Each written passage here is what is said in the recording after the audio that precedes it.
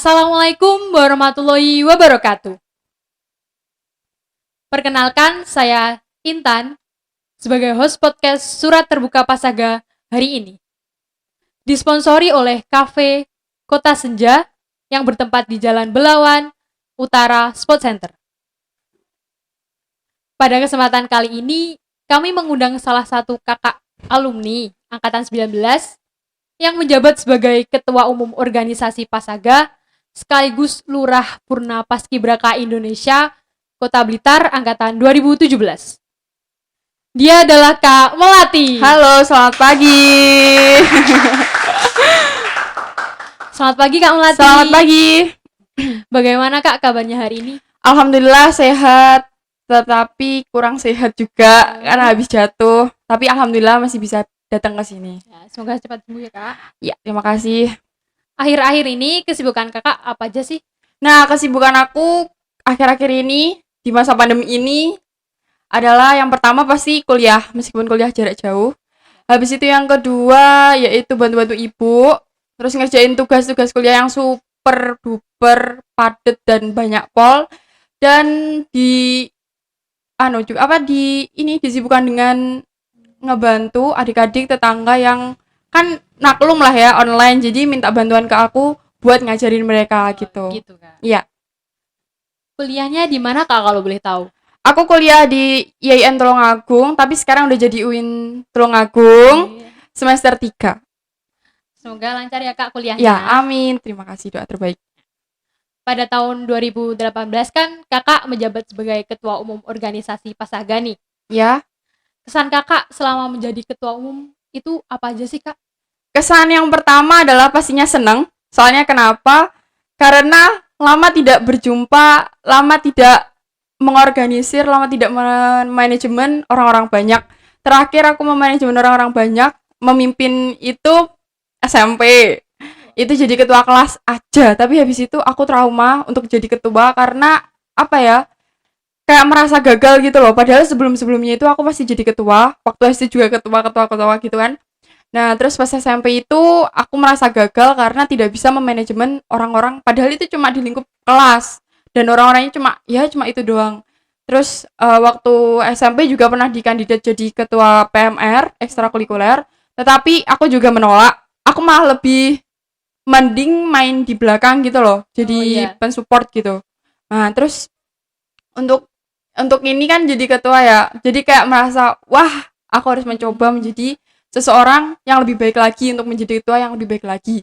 Dan padahal itu aku public speaking udah hancur, udah apa ya, ngomong di depan orang itu mesti kayak orang tremor plus kayak orang mau nangis gitu loh waktu orasi dulu. Tapi alhamdulillah bisa melewati jadi ketua gitu. Kan pastinya ada suka dukanya nih jadi ketua umum. Itu apa aja sih Kak kalau boleh tahu? Kalau suka dukanya, yang pertama aku bahas tentang sukanya dulu aja deh. Sukanya yang pertama itu pasti bisa kita jadi belajar memanajemen waktu. Memanajemen orang-orang yang pikirannya itu berbeda sama kita, berbeda pendapat dari A, B, C. Semua orang kan pasti memiliki pendapatnya masing-masing. Terus lagi kita bisa menjadi, kan pikiran kita jadi terbuka karena adanya masalah, kita jadi open minded gitu loh. Ini harusnya gini, permasalahan kayak gini, harusnya penyelesaiannya kayak gini. Tetapi dukanya yang paling berkesan buat aku itu ketika kita ada masalah yang super duper besar. Besarnya gimana sih? Kenapa kok aku anggap besar? Soalnya ini melibatkan 2 angkatan. Jadi ada pro kontra gitu loh di angkatan aku sama angkatannya Kak David. Tetapi semua bisa dilalui dan akhirnya kita kembali bersama lagi. Lancar gitu. Dukanya itu sih. Sama nggak dianggap itu udah. Motivasinya dong Kak agar semangat mengikuti ekstra gitu untuk adik-adik. Oke, motivasinya biar kalian dan kakak-kakak kalian yang masih mengampu kalian untuk ekstrakurikuler Pasibra. Yang pertama, niatnya dibenahi dulu. Kalian itu pengen paski dari awal itu udah niatnya gimana? Mau nambah ilmu atau mau join aja atau mau main-main aja. Itu harus dicari dulu niatnya. Kalau niat kalian udah bener, saya pengen join ke ekstrakurikuler Paski karena saya pengen belajar lebih banyak apa yang ada di Paski. Bukan tentang karena saya cuma mau ngejar paskat aja, saya cuma ngejar ini aja. Terus yang kedua, tekadnya di Paski itu dibulatin gitu loh, Dek. Kalau kamu emang mau terjun ke situ ya bener-bener gitu loh, jangan setengah-setengah. Kan sama aja kan kamu terjun setengah sama terjun seluruhnya itu sama aja basah gitu loh. Mending Udah basah-basah basah. sekalian Iya. gitu. Terus lagi kalian harus selalu menyulut semangat kalian. Kalaupun nanti ada teman kalian yang ngajak kalian merotol, itu kalian harus kayak bilang gini, ayo toh ojo merotol, eman-eman. Apalagi kalian kan online nih, jadi ya gitu deh, nggak ketemu tatap muka gitu. Kalian harus selalu membangkitkan semangat kalian. Aku harus, karena ini udah komitmen dari awal aku join, aku udah komitmen, udah direstui sama orang tua juga. Nah kayak gitu harus dibangkitkan kalau pas lagi putus asa atau pas patah semangat gitu. Harus semangat gitu ya, Ya Kak. haruslah. Kalau ini nih Kak, pengalaman apa yang berkesan di Pasaga gitu? Paling berkesan, aku paling suka waktu kita menyiapkan sebuah acara. Jadi di prokerku dulu itu ada acara yang pertama LKBB Mini. Jadi dari adik-adik bawahku, jadi angkatannya IDAM itu kita buat kayak semacam LKBB Mini. Jadi mereka biar tahu, oh lomba itu kayak gini meskipun mereka nanti ada yang tidak ikut lomba yang diadakan siapa gitu kan. Terus waktu persiapan rapat dan yang lain-lain itu adalah hal yang sesuatu yang kayak berkesan banget. Soalnya apa? Kita menyatukan setiap pikiran. Oh, mending kayak gini. Oh, mending kayak gini. Oh, mending kayak gini. Kedua yang paling berkesan adalah diklat senior, diklat junior. Nah, itu paling berkesan. Soalnya apa? Karena kita itu sama juga, kita harus menyatukan pikiran, kita harus bangun pagi, kita harus stay di sekolahan, kita harus mempersiapkan apa yang belum disiapkan, kita harus mengajukan proposal, kita harus gini, memanajemen waktu, meminta tanda tangan, dan yang lain-lain. Jadi kita lebih, kita harus, oh strateginya buat sekolah itu harus gini, strateginya buat kesini harus gini, strateginya kesini harus gini. Jadi kita banyak membuka pikiran untuk strategi gimana biar bisa disetujui, gimana bisa kita bisa tetap lolos untuk mengadakan ini. Kan dulu pernah nggak disetujui kan buat ngapain sih harus ada diklat-diklat, ngapain Oh gitu, iya. buat apa? Padahal kan ada tujuan tersendiri dengan adanya diklat, dengan adanya acara-acara semacam ini kan kita bisa merekatkan hubungan kita yang katanya senior junior itu mesti renggang, padahal kita nggak selalu kayak gitu gitu. Jadi gitu Kak. Mm-mm. Nah ini, angkatan kakak kan terkenal kekompakannya nih. Iya. Menurut Kak Mel, apa sih arti kekompakan itu? Arti kekompakan sendiri adalah menyatukan setiap pendapat-pendapat dari perseseorangan menjadi satu dan menuju satu tujuan. Itu namanya kompak. Coba bayangin kalau aku punya tujuan A, kamu punya tujuan B, tetapi kita nggak punya tujuan yang satu. Mana ada kita bisa kompak menuju tujuan itu, ya kan? Iya Kak. Nah, dari situ, ya itu tadi kita belajar kekompakan itu ya dari semua kegiatan-kegiatan yang kita adain gitu. Cara mempertahankannya kekompakan itu gimana Kak? Komunikasi. Yang pertama dan utama itu adalah komunikasi. Karena tanpa adanya komunikasi, kalian tidak akan berjalan gitu loh. Kalau kalian pengen kompak ke sini, kompak ke situ, tanpa adanya komunikasi itu nggak bisa. Jadi setiap ada acara, kita pasti akan mengadakan sebuah rapat. Entah itu nanti rapatnya mengenai apa, masalah lah, mengenai apa. Pokoknya harus dirapatkan, apapun itu. Setiap masalah kecil, masalah besar harus dirapatkan bagaimana cara kita untuk menyelesaikannya. Karena kalau enggak akan terjadi masalah yang lebih besar lagi. Contoh lagi kalau pas dulu ya itu ada masalah di luar organisasi terus dibawa ke organisasi itu paling enggak boleh. Lebih baik pas forum kita buka forum, kalian punya masalah silahkan kalian keluar, silahkan kalian benahi dulu masalah kalian, kalau udah silahkan masuk lagi ke forum kita. Jangan sampai masalah individu, masalah personal kalian bawa masuk ke forum kita yang akan membahas sesuatu yang lebih penting lagi gitu. Jadi yang paling terpenting itu adalah komunikasi ya Yap, teman-teman. betul. Menurut kakak nih, Mm-mm. hubungan yang baik antara senior dan junior itu gimana sih Kak? Hubungan yang baik ya antara senior dan junior itu yang pertama saling mengerti, terus saling tahu mana tempat mana waktu, mana waktu itu maksudnya kita tahu waktu ini ekstra, oh jadi ini senior saya harus menghormati dan yang lain-lain, nggak boleh gini. Nah terus tahu tempat itu kalau kita ketemu senior, meskipun senior, kata kakak senior, kita harus sapa lah minimal Kak gitu. Itu pasti kebanyakan kalian pasti takut untuk menyapa, ya kan? Iya Kak. Betul banget, aku juga pernah merasakan itu soalnya.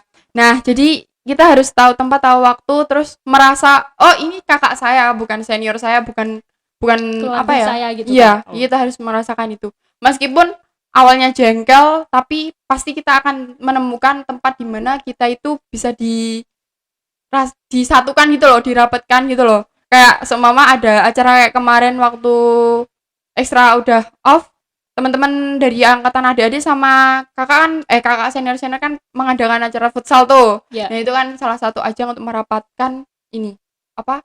Sisi senior dan juniornya biar jadi satu gitu. Pokoknya harus ingat tempat, ingat waktu. Dulu pernah dipesenin sama Kak Farhan atau Kak David ya, aku lupa. Itu gini bilangnya. Kak awakmu iki lek pemane ndek jowo soponen kaya kanca ngono lho. Dadi adewe gur ndek forum tok ae lek kaya senior junior, ndek jowo kaya kanca ae gitu katanya. Kayak keluarga gitu ya Kak. Iya dong. Setiap organisasi kan ada aja nih Kak masalah atau persoalan yang dihadapi nih. Kakak punya tips nggak menyelesaikan masalah dalam organisasi? Kalau masalah ya, namanya juga organisasi, nggak mungkin nggak ada masalah. Yang pertama itu pol itu nggak mungkin nggak ada masalah. Nah, yang pertama yang harus disikapi dulu itu kan kalian setiap organisasi pasti memiliki pemimpin, wakil dan yang biasa disebut BPH. Dari BPH itu kalian harus sering-sering komunikasi ke anggota kalian. Woi, ada masalah nggak? Di sini ada masalah nggak? Di sini ada masalah nggak? Kalau nggak ada berarti nihil. Kalau ada pun yang dari anggota itu harus tahu, harus bicara gini. Pak, aku ada masalah nih gini gimana? Nah, nanti dari pihak BPH itu harus segercep mungkin ngebuat forum kecil dulu dari BPH-nya dulu. Ada masalah nih kayak gini.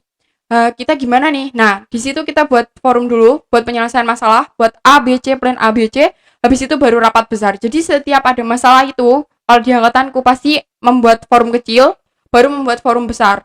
Kalau enggak, kalau langsung ke forum besar kita nggak tahu mana gitu loh. Jadi harus ini dari yang punya masalah, sumber masalah dan masalah-masalah itu dilumpuhin jadi satu, ketemu BPH, terus dirembuin. Gimana kalian gini ada masalah lagi nggak? Kalau itu menjalar sampai ke anggota yang lain baru buat forum besar. Kalau enggak ya udah pakai forum kecil itu aja. Pokoknya yang pertama harus segera mencari, terus mencari sumber masalah, habis itu menemukan jalan keluarnya gitu.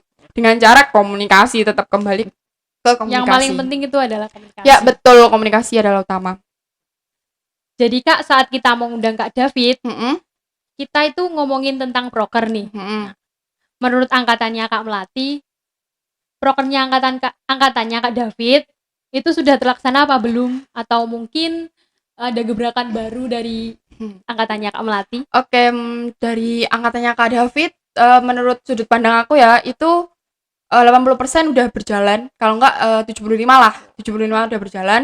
Yang belum berjalan itu yang pertama lomba. Itu lomba sebenarnya dari dulu, proker dari dulu yang pengen dicapai sama angkatan Kak David, cuma nggak kesampaian, angkatanku nggak kesampaian, akhirnya kesampaian ke angkatan bawahku. Terus lagi tentang diklat bed itu dulu sempet ada pro dan kontra antara angkatanku sama angkatannya Kak David, jadi nggak dijadiin prokernya, jadi prokernya dia itu nggak sampai berhasil yang itu, jadi ada dua yang aku tahu, dua itu sih yang belum kesampaian, nggak tahu yang lain. Tapi ya overall jadi seorang senior menjadi contoh yang baik itu angkatannya Kak David udah mantap. Kita break dulu ya Kak, silakan diminum. Oke.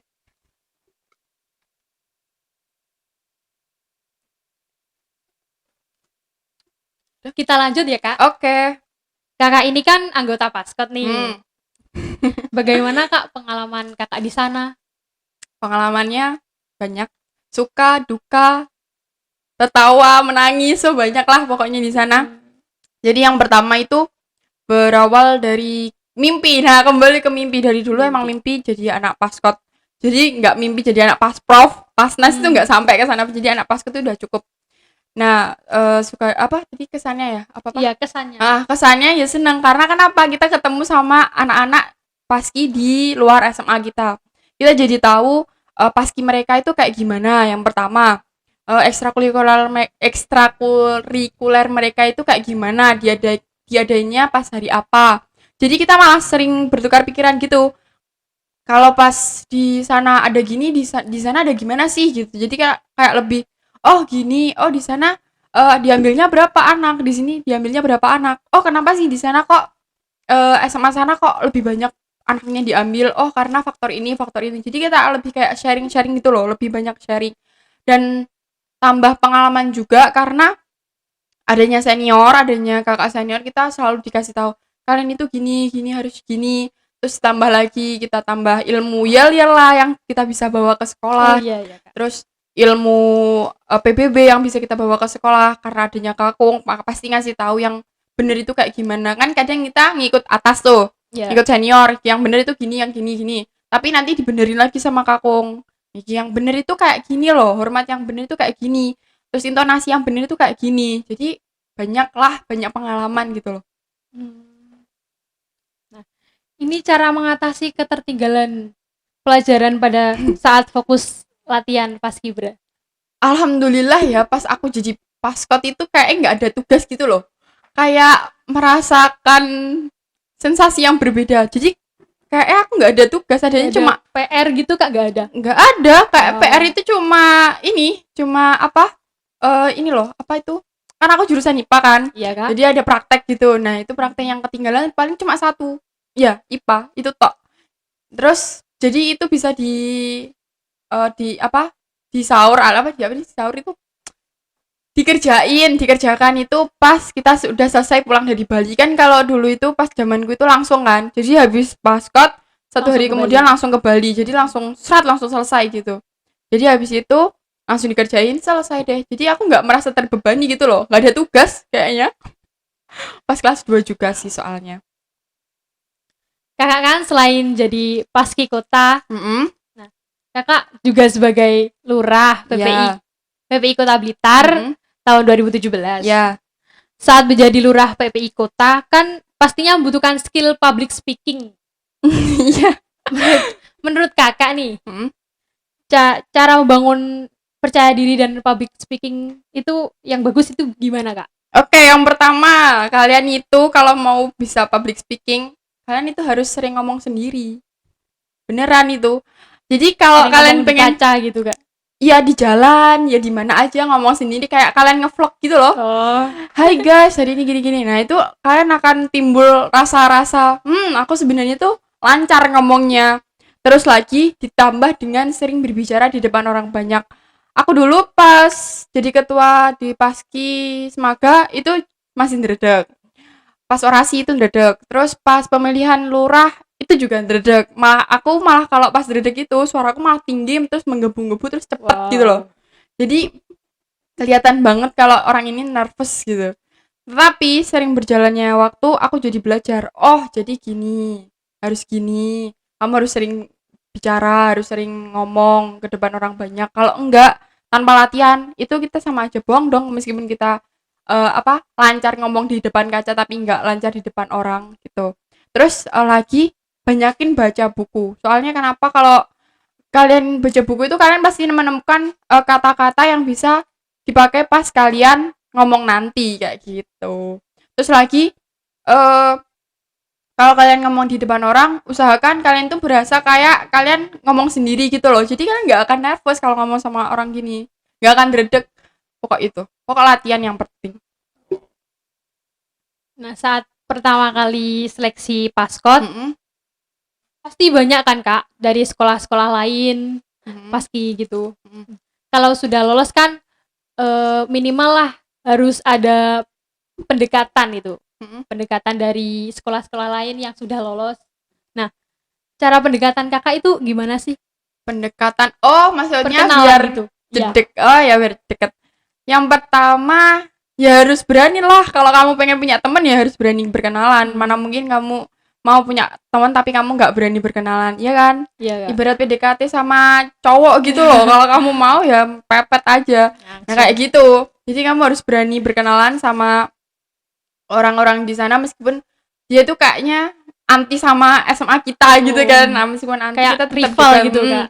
Meskipun nanti kita tetap deketin. Kalau dianya nerima ya alhamdulillah, kalau enggak ya udah. Masa cuma aku harus fokus ke kamu doang, kan ada teman yang lain juga banyak. Terus kalau pas dideketin, pas diminta kenalan, kalian juga jangan jual mahal, langsung aja. Oh iya, aku ini, langsung Ramah tanya. gitu. Iya, iya dong. Bagaimana Kak caranya mengatasi rasa malas saat latihan? Kan itu sudah sering kan dirasain gitu. Untuk ya, latihan dibuat lomba atau latihan buat paski nih? Latihan buat paskinya. Buat ekstranya ya berarti. Ya mengatasinya dengan cara kembali ke niat lah. Kalau niat kamu emang bener-bener sungguh-sungguh, pasti nggak akan males. Kalau ada males, cari sumber males kamu itu di mana. Karena seniornya lah, atau karena materinya lah. Ya kamu meskipun kamu junior, meskipun kamu masih baru, kamu harus berani gitu loh. Kak, aku mau ini dong, aku usul ini dong, kayak gitu. Kamu nggak usah takut, oh aku si junior, terus aku nggak berani buat mengajukan sebuah usul, jangan kayak gitu. Kalau kamu bisa mengajukan usul, kenapa tidak gitu. Nah, kita lanjut ya Kak. Ya silahkan. Angkatan kakak kan juga pernah ikut lomba nih. Ya, Dulu tuh sudah berapa kali ikut lomba dan di mana saja Kak? seingatku, aku sebutin lombanya dulu aja ya. Iya Kak. Pertama, lomba proklamator di SMA 1 Blitar. Kedua, lomba polinema. Habis lomba polinema, lomba barakuda, terus lomba di Tulungagung. Itu apa ya? Di Tulungagung tuh. Kobar api. Oh, kobar api malah. Kobar api. Oh, kobar api. Udah itu. 4 kayaknya. 4 itu yang menang di polinema sama di barakuda. Nah, itu udah paling pokoknya. Udah lumayan paling wow gitu Kak. Soalnya kan lama nggak, kan soalnya pas tahunku itu yang cewek ya, ini aku cerita soal peloton cewek peloton cowok. Jadi dari awal aku ikut lomba, kan aku ikut lomba itu pertama cuma 3 anak, itu pun joinan sama angkatannya Kak Niken. Jadi aku, terus Kak Meta sama Kak Nada. Itu pertama kali lomba itu ikut polinema yang 2000 berapa ya, lupa.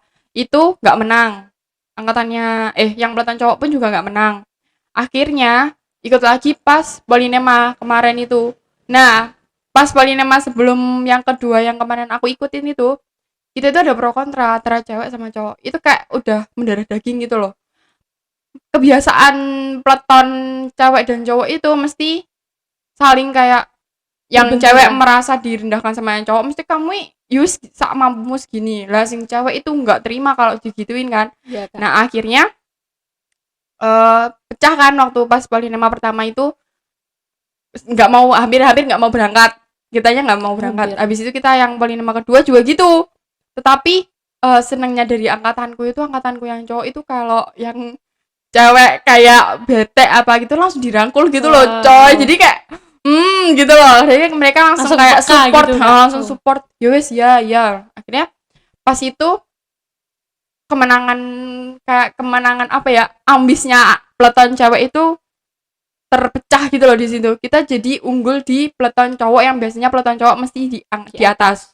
Dan di angkatanku itu kayak semacam alhamdulillah banget peloton cewek itu selalu di atasnya cowok. Setiap lomba itu kayak poinnya tuh selalu di atasnya mereka gitu loh. Jadi kita bisa ngebuktiin bahwa peloton cewek itu nggak selamanya di bawah kamu. Kita itu juga bisa dengan power kita, meskipun kita cewek, tapi kita bisa buktiin kan kalau kita itu lebih baik daripada kamu gitu. Nggak bisa direndahin. Nggak bisa direndahin boy. Nah, pernah nggak sih Kak nggak diizinin sama orang tua karena alasan tertentu? Nah, cara bujuknya itu gimana? Alhamdulillah ya, yang pertama aku nggak pernah, karena orang tua selalu support. Silahkan kamu mau kemana, silahkan kamu mau apa, silahkan kamu mau gini mau gitu, asalkan itu positif dan bisa bermanfaat buat kamu, sok silahkan gitu. Tetapi kalau untuk teman-teman aku tuh ya, yang ada yang nggak boleh, itu yang pertama pasti dia minta izin dulu kan, Pak Bu saya mau izin gini, nggak boleh.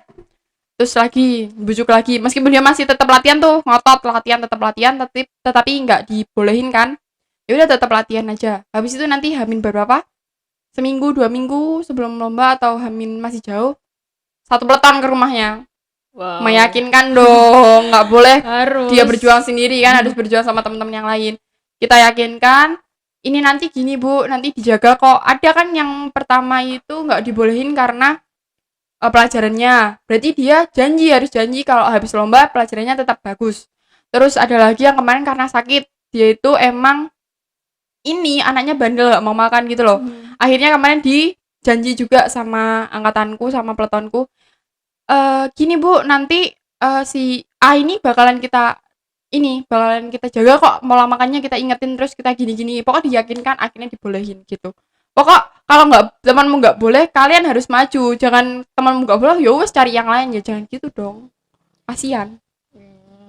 Nah, kan saat mau lomba nih kak, ada rasa nervous gitu kak, kan kak? Nah. Ya pastilah, nggak mungkin enggak, namanya juga lomba, ketemu orang banyak, ketemu peleton-peleton yang selalu dipandang sama orang-orang itu, wah ini paling bagus, ini paling bagus, ini paling bagus.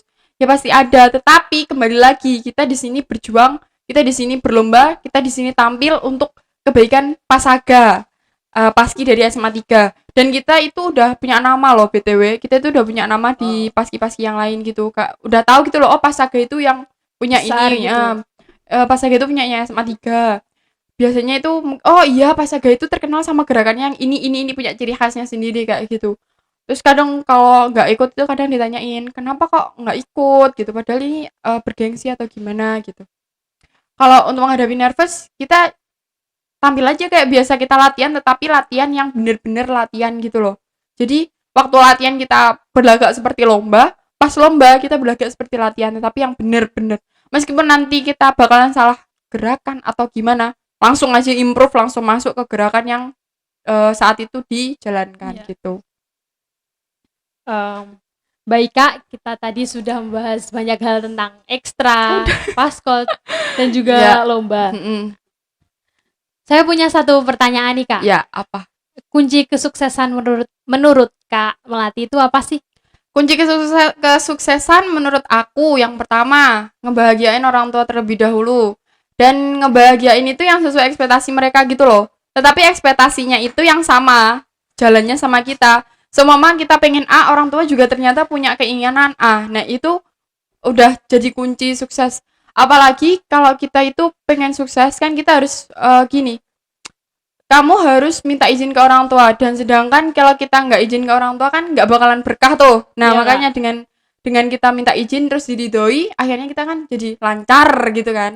Terus yang kedua, kunci sukses itu bisa mewujudkan goals yang ada di bukuku itu. Aku tuh punya dream book gitu kan. Nah itu alhamdulillah udah beberapa tercapai gitu kan.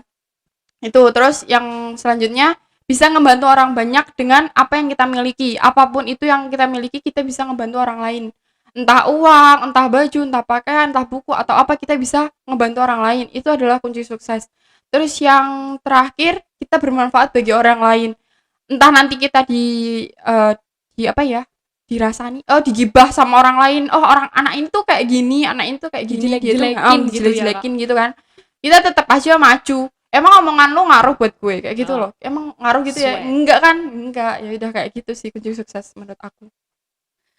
Dari pesan dari Kak Mel tadi, kunci kesuksesan yaitu membahagiakan orang tua, mewujudkan tujuan-tujuan, dan terus bermanfaat bagi orang banyak. Betul.